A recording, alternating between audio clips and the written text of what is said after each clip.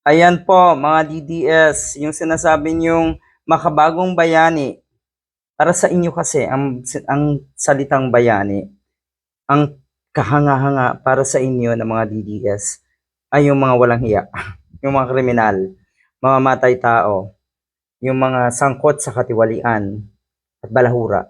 Bastos, lahat ng negatibo para sa inyo kahanga-hanga yan.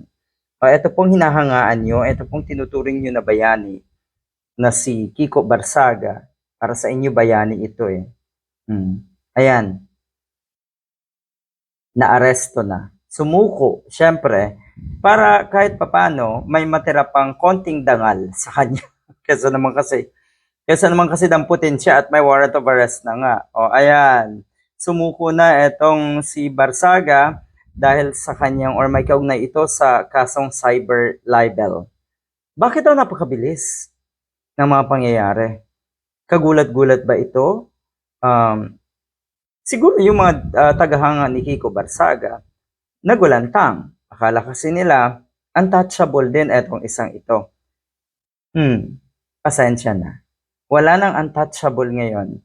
Lahat ng nadidikit ngayon sa mga Duterte, promise, siguradong may kasalanan niya na dapat kaharapin, kaya ganyan. Lahat ng uma-attempt, kahit yung mga uma-attempt lang na madikit sa mga Duterte, sigurado, may gustong pagtakpan. Kasi alam nila na pag si Sara Duterte ang maupo sa 2028, pagtatakpan sila. Masaklap na katotohanan. Batay sa impormasyon, naharap sa 8 counts ng cyber libel nga etong si Barsaga. Ang mga kasong ito ay nagmula sa warrant na inilabas ng Makati City Regional Trial Court Branch 147.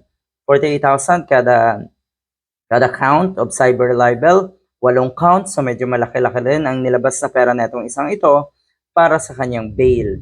Ulitin lang natin, bakit daw napakabilis ng pagka-aresto or paglabas ng warrant of arrest netong si Kiko Barsaga? Ang bilis din kasi ng bunganga niya. Ang bilis din kasi niyang mag-akusa sa mga taong akala niya ay kaya niya. Take note ha, ang kanya lang namang mga binangga ay si Enrique Razon, si Antipolo Representative Ronaldo Puno at si Manila Representative Valeriano. Yan po, mga bigatin po ang binangga or ang ginawa ng kawalang hiyaan, ang winalang hiya netong si Barsaga.